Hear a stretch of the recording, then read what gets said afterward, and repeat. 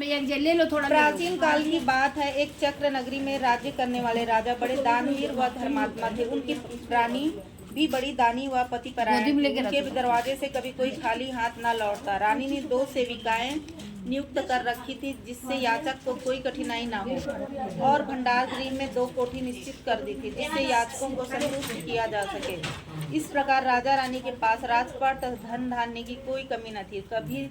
कमी थी तो केवल एक संतान की, जिससे वे दोनों बड़े दुखी रहा करते थे। एक दिन अवसान देवी माता मृत्यु लोक में भ्रमण के लिए निकली।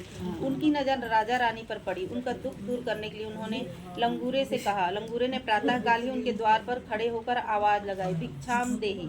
सवेरे देवो संझा पाओ, दूध पूत के आड़े आओ, लंगूरे को 2 रोटी दे दो। तभी एक सेविका सूखा अन्न देने के लिए उपस्थित हो गई, पर लंगूरे ने भिक्षा का पात्र न बढ़ाया।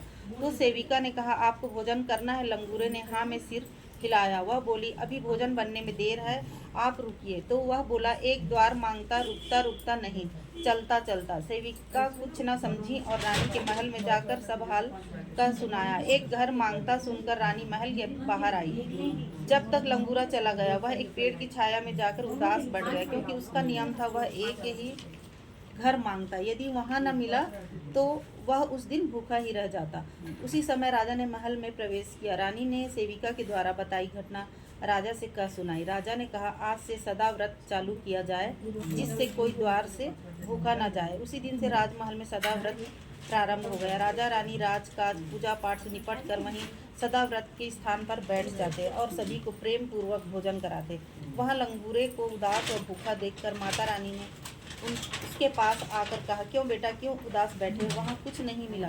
तब लंगूरे ने कहा, माँ, वहाँ सब कुछ था, बस दान के हाथ दूसरे के थे। माता रानी ने कहा, तुम्हारे भूखे लौटते ही वहाँ सदा व्रत शुरू हो गया है। मैं वहीं जा रही हूँ, चलो मेरे साथ। माता रानी ने द्वार पर पहुँचते ही एक बूढ़ी का वेश धारण कर लिया और द्वार पर जाकर मैं भूखी हूँ कहकर कराहने लगी। उनको देखते ही सेवक सेविका मुँह बनाने लगे, पर दयालु राजा ने उनको सहारा देकर उठाया और अंदर ले गए। तब राजा ने कहा, माता जी को भोजन दिया जाए। तब वे कराहते हुए बोली, मैं तब खाऊंगी जब रानी रसोई करे। उसी समय रानी वहां आ गई। तब राजा ने कहा, ये माता तुम्हारे हाथ का ही भोजन करना चाहती हैं। तब रानी कभी बुढ़िया को ताकि कभी राजा को, क्योंकि उस गंदी से दिखने वाली बुढ़िया के मुख का तेज इतना था कि बरबस राजा रानी उसकी सेवा में लग गए। रानी ने कहा, ठीक है, मैं भोजन बनाती हूँ, तब तक इन माता के स्नान की व्यवस्था की जाए। तब वे बोली, नहाऊंगी तो पर रानी के हाथ से। रानी ने कहा, ठीक है। रानी ने उट्टन लगा उनको बड़े प्रेम से घिस घिस कर नहलाया, कोरे कपड़े पहनाए, फिर आसन पर बिठाया, स्वयं स्नान कर बड़े प्रेम से भोजन बनाया और बुढ़िया को प्रेम से परोसा। वहीं लंगूरे ने भोजन किया। बुढ़िया ने सभी व्यंजनों को एक साथ इस प्रकार मिलाया कि वहां उपस्थित सभी लोग सोच में पड़ गए कि यह भोजन वह करेंगी कैसे। तभी वे रानी से बोली, मुझे भोजन जी माँ। रानी ने वही भोजन उन्हें बड़े प्रेम से खिलाया। उन्होंने 7 कौर खाया कि झल्ला कर बोली, बस बस रहने दे, इसे भंडार गृह में रख देना, तुम्हारी संतान अवश्य होगी। पर जब मैं पुनः तुम्हारे पास आऊंगी तो मेरा बचा हुआ भोजन मुझे दे देना। ऐसा कहकर वे अंतर्ध्यान हो गई। रानी ने बचा हुआ भोजन भंडार गृह में रखवा दिया। कुछ दिनों बाद रानी गर्भवती हो गई। 9 महीने बाद माता रानी की कृपा से उनके यहाँ एक सुंदर पुत्र ने जन्म लिया। राजा रानी खुश हो गए, पर वे यही सोचते रहते कि वह गंदी से दिखने वाली बुढ़िया कौन थी जो कह गई थी तुम्हारी संतान होगी और मैं जब आऊँगी तो मेरा भोजन मुझे दे देना। देखते देखते राजपुत्र बड़ा हो गया। वे राजपाट संभालने लगा। राजकुंवर के विवाह की तैयारी होने लगी। बारात निकलने वाली ही थी। माता रानी बुढ़िया का वही रूप रख कर आ गई। बोली, मैं भूखी हूँ, मेरा बचा हुआ भोजन मुझे दे दो। राजा रानी ने अपने कुंवर सहित उनके चरण स्पर्श किए। माता रानी ने उन्हें आशीर्वाद दिया, दूधो नहाओ पूतो फलो। राजा ने उन्हें सिंहासन पर बिठाया। रानी ने वही भोजन भंडार कक्ष में ढूंढवाया। वह भोजन बहुत ढूंढने पर मिला तो पर भंडार कक्ष के एक कोने में पड़ा पड़ा बिल्कुल सूख सा गया था तथा सूख कर वह गठान सा बन गया। रानी उसी सूखे भोजन को थाल में रख कर ले आई।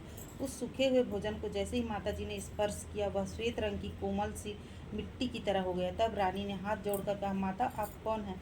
आपके हमारे महल में चरण पड़ते ही खुशियाँ छा गई। अब आप हमारे यहाँ ही रहे, मुझसे जो सेवा बन पड़ेगी मैं करूँगी। तभी सुहागन देवी अपने असली रूप में प्रकट हो बोली, मैं सुहागनों की आराध्या देवी सुहागन माता हूँ। मैं किसी घर में नहीं रहती। जो श्रद्धापूर्वक मेरा ध्यान स्मरण करता है मैं उसी के हृदय में रहती हूँ।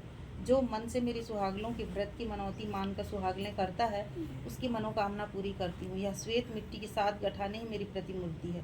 तभी लंगूरे ने कहा, आप सुहागन में देवी सभी कार्यों को आसान, संकटों का निवारण करने वाली आसान देवी माता है। रानी ने कहा, सुहागलों का व्रत कैसे किया जाता है उसका विधि विधान हमें बताने का कष्ट करें। तब लंगूरे ने सुहागलों के व्रत का विधि विधान का सुनाया। रानी ने कहा, आज से हम सब सुहागलों का व्रत अवश्य करेंगे। तभी रानी ने माता रानी के प्रतिरूप को प्रणाम कर कहा, मैं आपका यह प्रतिरूप सुहागनों को सुहागलों के समय कैसे प्राप्त होगा। तब माता ने थाल में से उस भोजन को लेकर आकाश की ओर उछाल दिया। तभी भविष्यवाणी हुई, सुहागन देवी के स्पर्श से यह धवल श्वेत फूल सृष्टि में जहाँ जहाँ गिरेंगे वहीं वहीं की श्वेत मिट्टी, छुई मिट्टी औसान देवी माता की प्रतिरूप होगी। उसी समय माता रानी अंतर ध्यान हो गई। रानी ने कुंवर की बारात निकासी के समय ही सुहागनों को न्योता और बारात के विदा होते ही सुहागलें की। वहीं कुंवर और बहू के गृह प्रवेश के समय भी सुहागलें की। राजा ने नगर में मुनादी पिटवा दिया कि आज से सभी सुहागलें करें। जिसको किसी प्रकार की कमी हो तो वह महल के कोठार से धन ले सकता है। तभी से हम सब माता की प्रतिमूर्ति रूप श्वेत हुई मिट्टी के साथ गठाने रखकर सुहागलें करते हैं। जिस प्रकार माता रानी ने उनकी मनोकामना पूरी की वैसे ही सबकी करें। बोलो आसान देवी माता की जय। माता रानी हाँ दीदी चढ़ा लें, गुड़ भी हाँ सर, इतना बड़ा चढ़ा दो।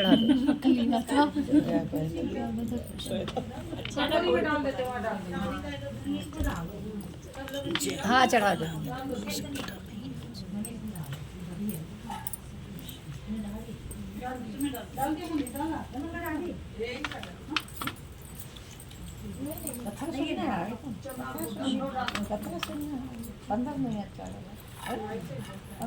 इसको नहीं डालना है, उसको नहीं सुहाग 7 बार लगा दो माता में, फिर अपने ले लेना।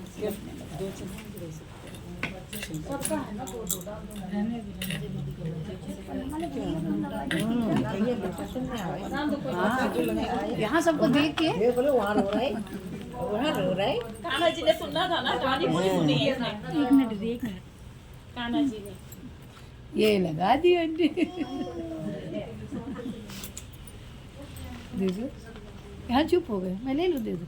मम्मी के पास पहुंच गए, नानी बगल में। गोदी में लेके अवसान मैया जब ऋषिका हुई थी तभी कराए थे सर ना, आई तो थी, सभी लोग आए थे यहाँ, फोटो वीडियो सब है।